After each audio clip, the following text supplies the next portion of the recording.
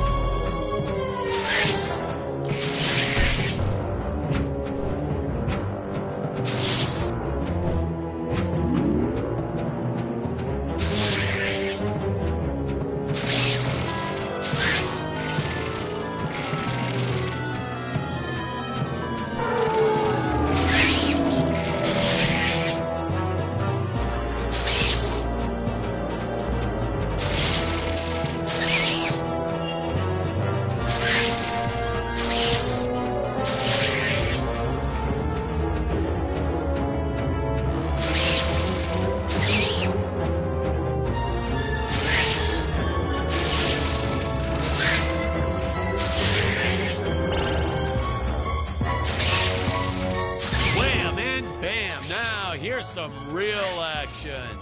Nothing like an adrenaline boost to get our hero to really start wailing on those monsters. We were unsure how to represent a surge of adrenaline at first, but I think we nailed it. Yep, definitely nailed it.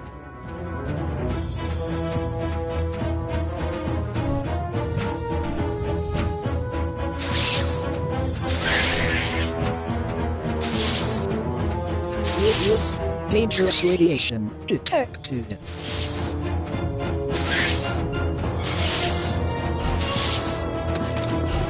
No, we didn't use the same material for the toxic waste as we did the slimes. I mean, why fake something when you have the real deal available? We found a place where people were just dumping the stuff away for free. I was hoping the crew members handling it might get some cool superpowers from it, but no, nothing like that.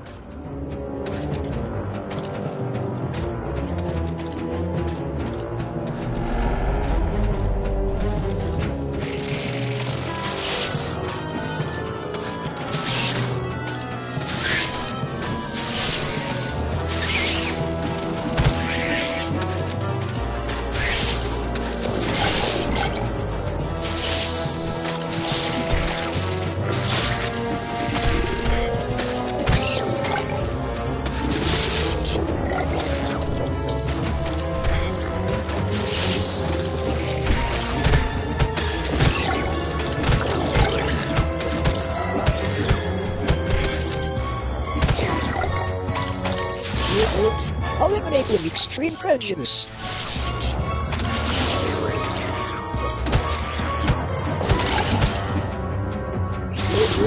Alien slimes terminated.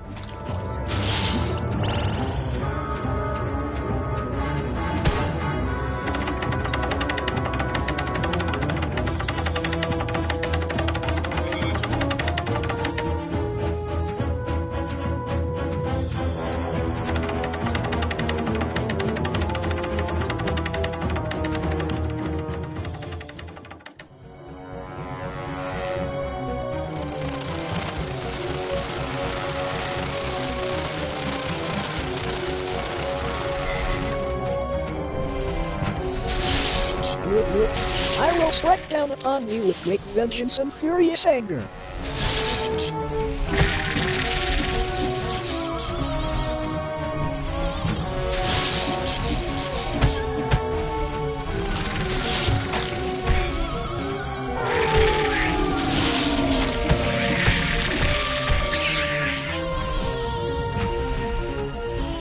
Oh, Robot, you're all right! And you saved the day. You're threat eliminated. Looks like the Emperor's days are numbered. At long last, we have assembled our team. A lot of reviewers and fans, too, always wondered why we shot so few scenes with all three heroes in it together. I mean, we did our best to explain it. Something about the sleep chambers or staying back to protect the ape village. Really, it was just logistics. Jonathan had bowling league on Tuesdays and Thursdays, and Stacy had her karate Monday, Wednesday, and Friday. Honestly, we almost never had all of them on the set at the same time. Our robot actor was in some religion that only allowed him to work on Sundays. I'm still a little skeptical about that one, though. Sir, it's just a guy in a suit. Couldn't you have gotten just about anyone to stand in as the robot? See? That's why you'd make a horrible director, Patrick. His touches were subtle, to say the least. But he really brought a lot of character to the robot role. If he was so indispensable, how come you didn't list the actor in the credits? Well, let's just say it was an oversight. But I've learned my lesson. I only made the mistake 6 more times throughout my career.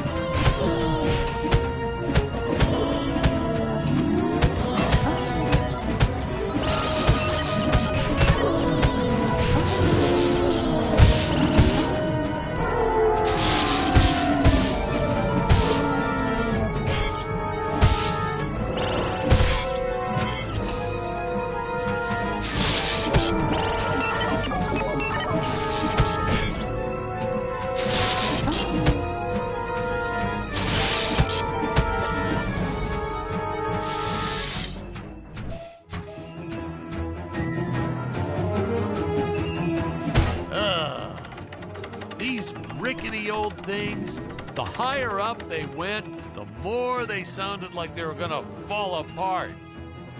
I'm amazed that no one ever got hurt, or worse, riding these things. Well, there was the actor we originally cast for Dick's role, but we don't talk about him.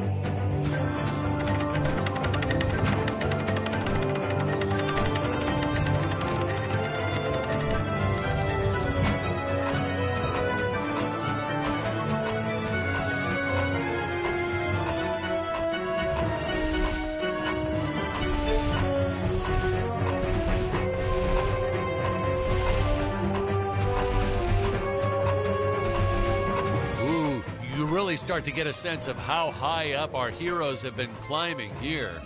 Reminds me of how the crew always used to comment on how high everyone was. Those jokers, they'd even say it when we were filming the grounded scenes. And they all giggled like school children whenever they mentioned it too. So I'd make sure to laugh even harder so they'd know I was in on the joke. Whatever it was.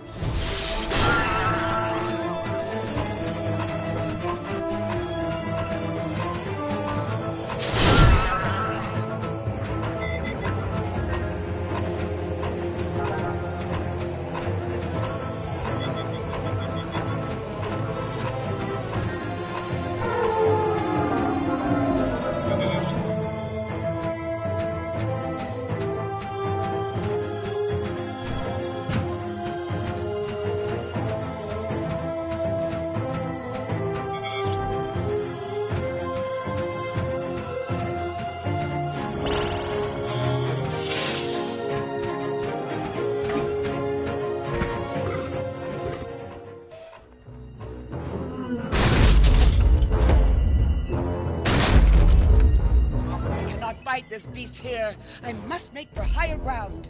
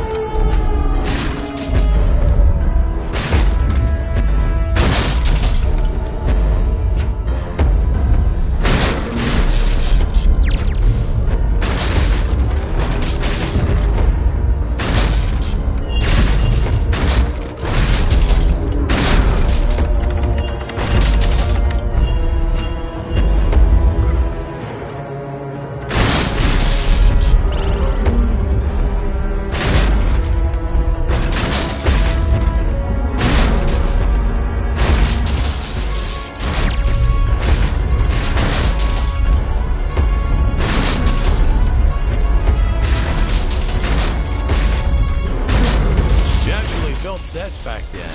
Props, walls, you name it. Then, you moved bits and pieces around and created whole new scenes. We were efficient. I adopted that technique to my wardrobe, too.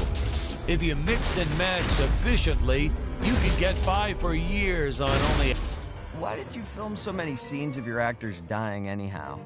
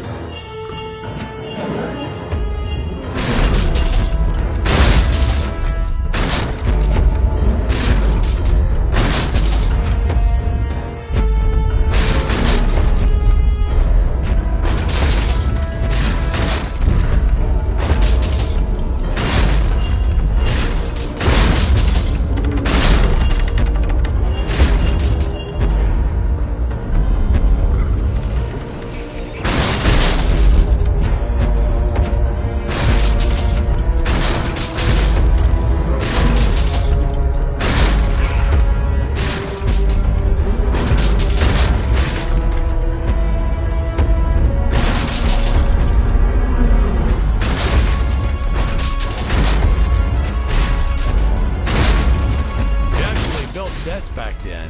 Props, walls, you name it. Then, you moved bits and pieces around and created whole new scenes. We were efficient. I adopted that technique to my wardrobe, too. If you mixed and matched sufficiently, you could get by for years on only a handful of shirts and underwear.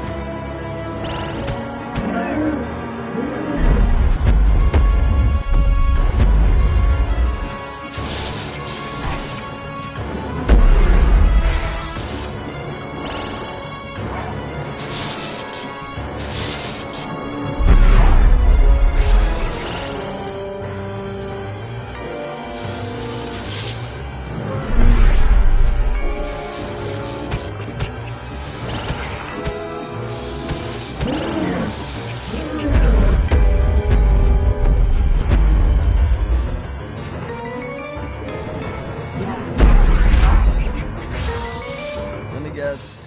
Another of your fake death scenes?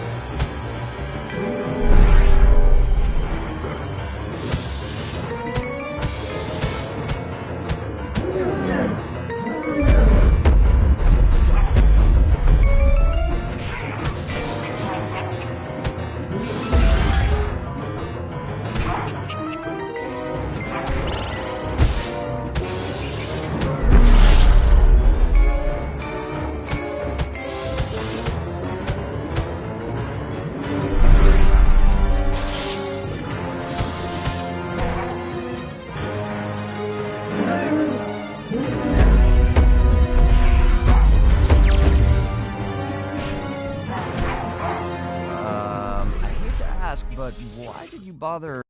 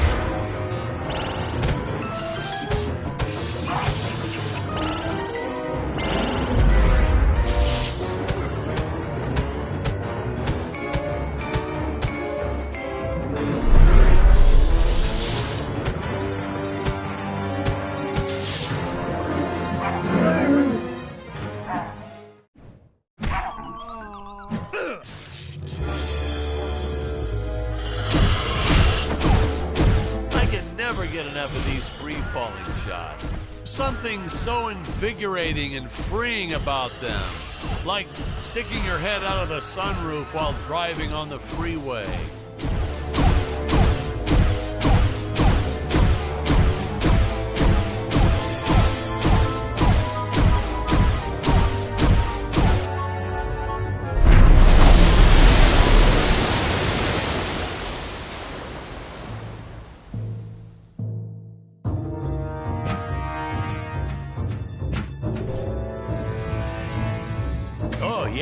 Another sea monster shot.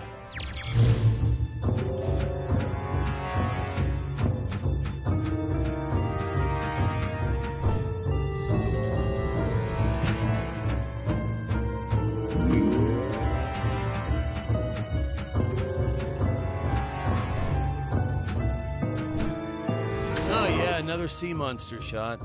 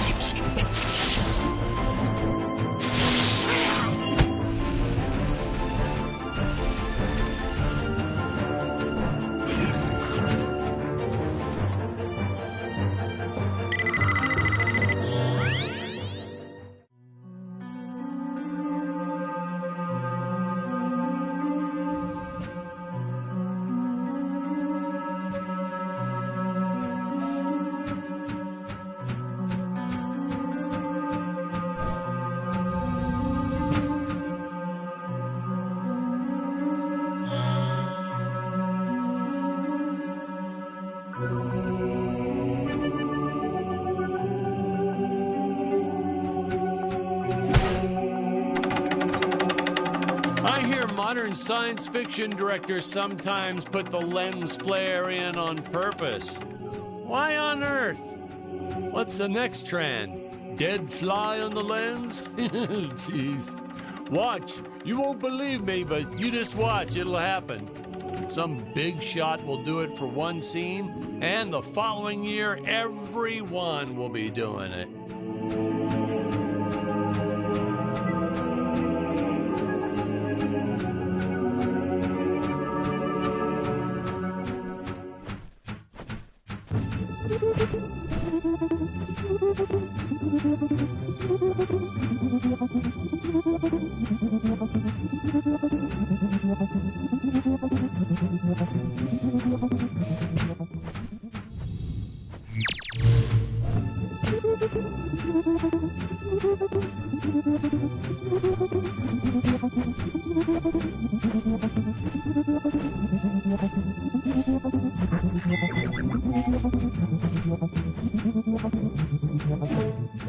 Dr. Peculiar!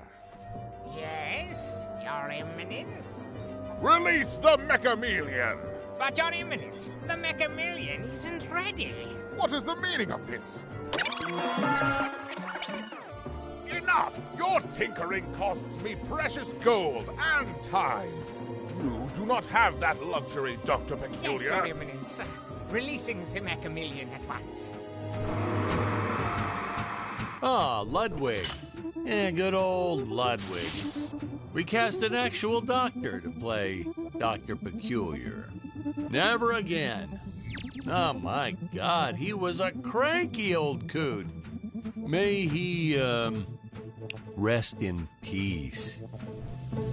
The costumes, the script, the creature effects, you name it, he wouldn't stop criticizing everything. Well, in his defense, I think he did have some early signs of dementia or something. He was always getting lost on set, forgetting his lines, making up new ones. Yeah, it was cute. Midway through a scene, he'd just yell, "Where are my pills?" It was like a catchphrase. We almost left a few of them in. I have to say that the incredible job the animators did with the King Gorilla can only be outdone by their work in the Macamillion. I'll leave further comments for later in the film, but this was truly an epic creation.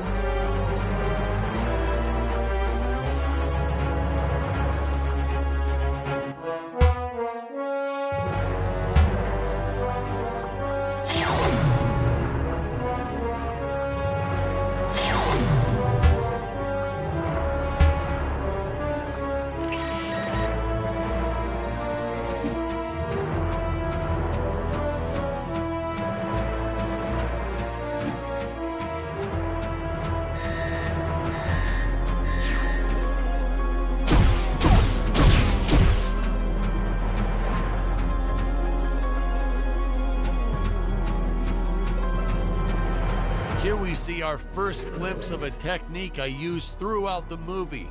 Want to make a big scary monster look even more menacing? Put it in a dome. Monster doesn't look scary enough already? Put it in a dome. Want the audience to know when a monster really means business? Put it in a dome.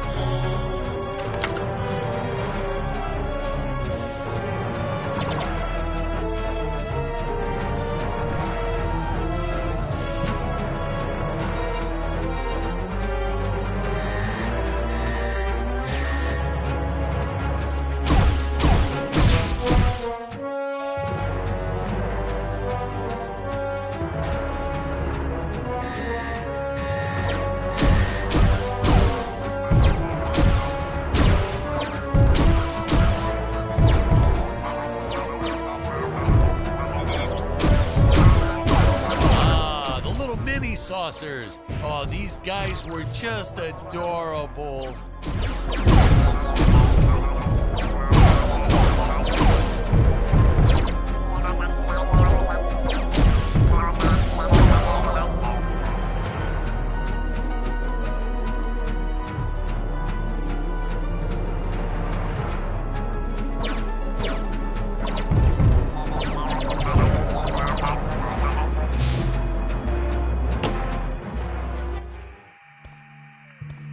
I was a huge fan of the old classic movie, The Flea from 1958. So I created this monster as sort of an homage, in respect to that film. I have the darndest time with that word, homage. Man, oh man, that whip. We probably should have invested in some training courses so the actors knew how to properly handle it, but instead we just let them flail it around wildly. You know that saying, it's all fun and games until someone loses an eye? That's true. And that's the story of why the Emperor wears that metal monocle. Greg was a real trooper about it, though. Didn't even seem fazed that he'd have to wear an eye patch for the rest of his life. I think he went on to do some pirate-themed promotions at his used car lot once we wrapped up production.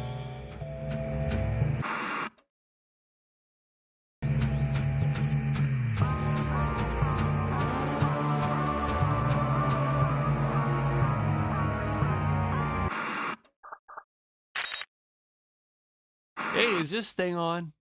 Can you hear me all right? Yeah, all good.